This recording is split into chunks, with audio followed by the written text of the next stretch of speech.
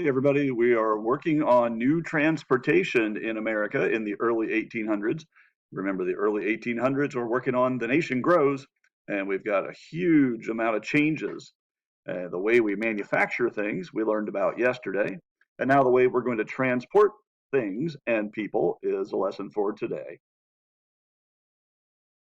I want you to have this piece of paper up on your electronic screen while you're at it, because we're going to hear about these things. We're going to hear about new roads in the early 1800s. This paper says Station 1 because if we were in class, we'd be doing a station rotation where you would learn about the different types of roads and transportation, and then study each of those forms of transportation in a different station.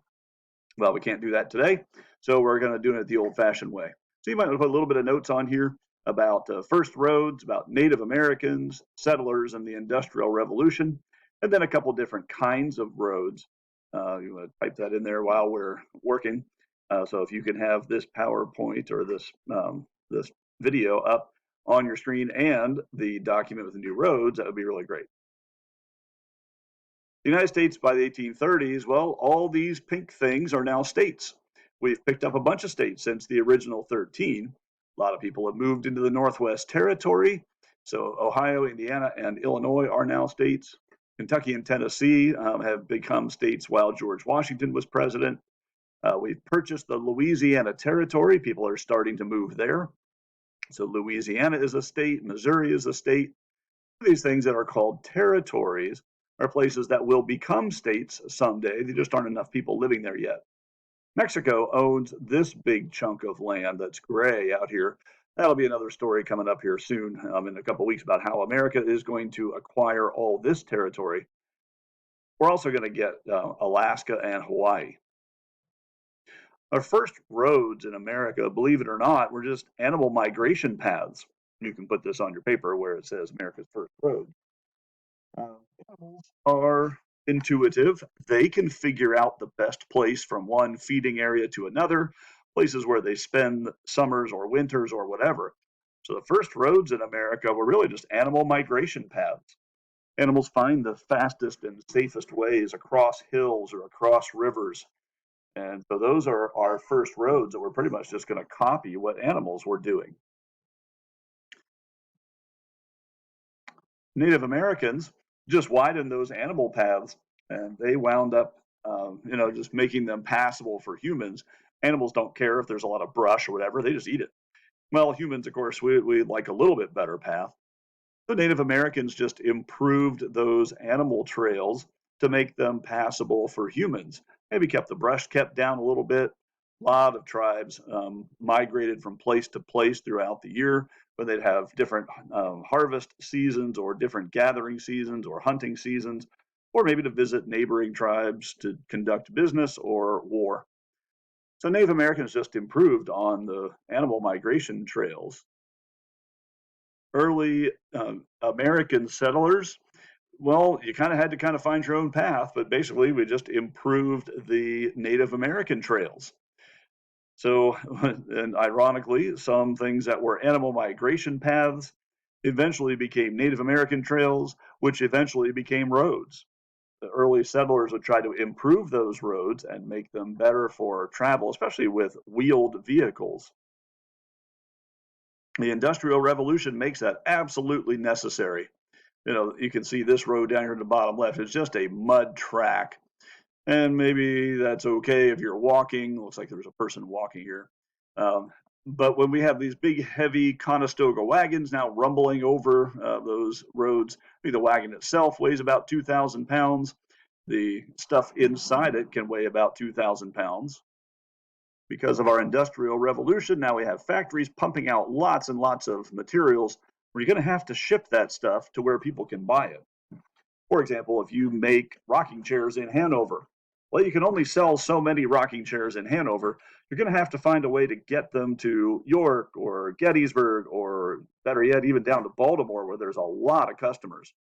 So we need better roads to do that. We've got to have something better than this mud dirt track, or this picture showing a wagon stuck in the mud. Got to have better roads. So let's talk about some of those new roads we start to build. You can see by this picture, early roads aren't much. You can't even really see the road here, maybe a couple of wagon tracks. But we got to have something better than that. So one new type of road that we start to build are called corduroy roads. This is the next box on your paper. And you can describe with a picture or with words what a corduroy road is. Pretty much through a low, swampy area, we're just cutting down trees. We're going to cut the branches off, lay the trunks down, and that's the road. It's meant to fill in low spots or swampy areas. You wouldn't do this for miles and miles um, because, well, as you can see this, what kind of a ride is that going to be? That's going to be pretty bumpy. So corduroy road is logs laid out over low spots that will help us get through swampy areas like this one. Before a road is corduroyed here, you wouldn't be able to get through there at all. But at least with the corduroy down, the road is passable through swampy areas. Um, Corduroy roads are really rough to ride across. Your animals pulling it, there's a lot of danger of their feet getting stuck between the logs. They did try to fill in with gravel or dirt or things, and that seemed like it would wash away and wouldn't last very long. So there's a corduroy road going through the woods. It's easy to get the materials and lay them out and make a road passable. Trouble with corduroy roads, though, is they are expensive. You do have to pay people to build them. It's a lot of work and a lot of trouble. So here's something that's even better. A plank road is better, where you would put down a corduroy first, and then you put boards on top. That would make it a better ride, to be a lot smoother. So, for example, here's a plank road. It looks kind of a lot like a boardwalk that you might go to at the beach. Certainly a lot smoother, easier to ride on than a corduroy road. And just like today, if you're a good driver, you won't drive off the road, you'll stay on it. Trouble with a plank road is even though it's a better road, it's way more expensive than corduroy. These planks have to be replaced all the time because they're out in the weather. They have big, heavy loads rumbling over them, animals walking on them, people walking on them, driving on them. So they do wear out pretty fast and have to be replaced a lot. So here's an even better type of road. The next box in your paper says macadam roads. This is a pretty much a gravel road that's going to become a lot more durable than corduroy roads or plank roads. The idea with a macadam road is there's a Scottish man who invented a process for how to build a road. His last name was Macadam, so that's where we get that word. The idea is you build a road bed first and you engineer it to be high in the middle and slope off to the outside so water will run off. And you put down different layers of rock on top of that engineered road bed. So you have a big layer of rocks on the bottom, compact that, then you fill it in with smaller layers of rocks, and finally a gravel layer on top. So you have a really nice, durable, smooth road that's going to last a long time. These men are building a macadam road. You see, they've got the engineered road bed here. These men are putting down that first big layer of rock.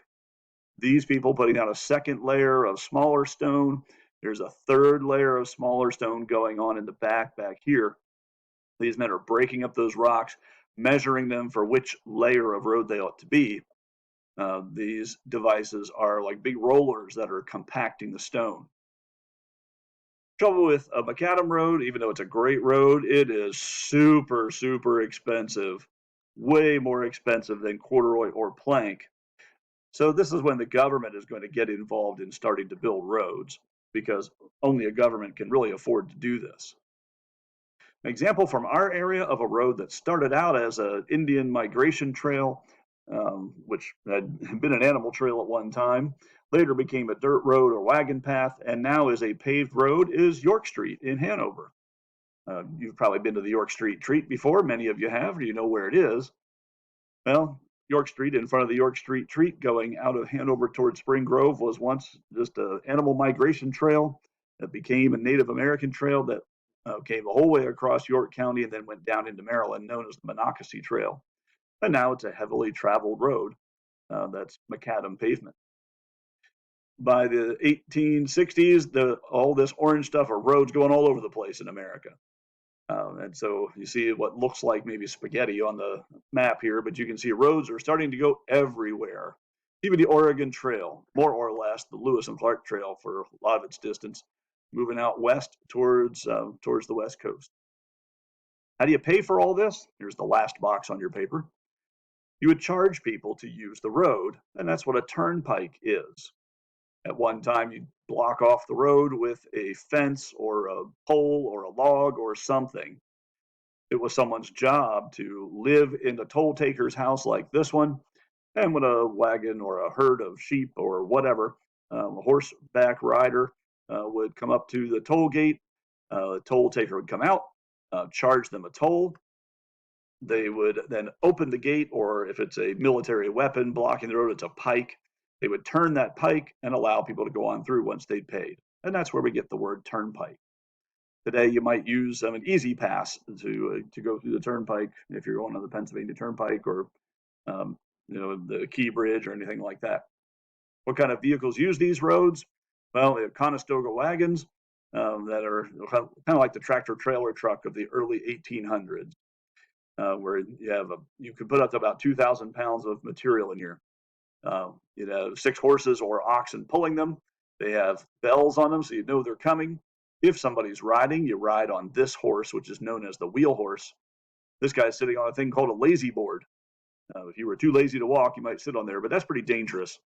In fact, in case you care, and I know you do, most children who died on the Oregon Trail moving across the country died by being run over by their own wagons.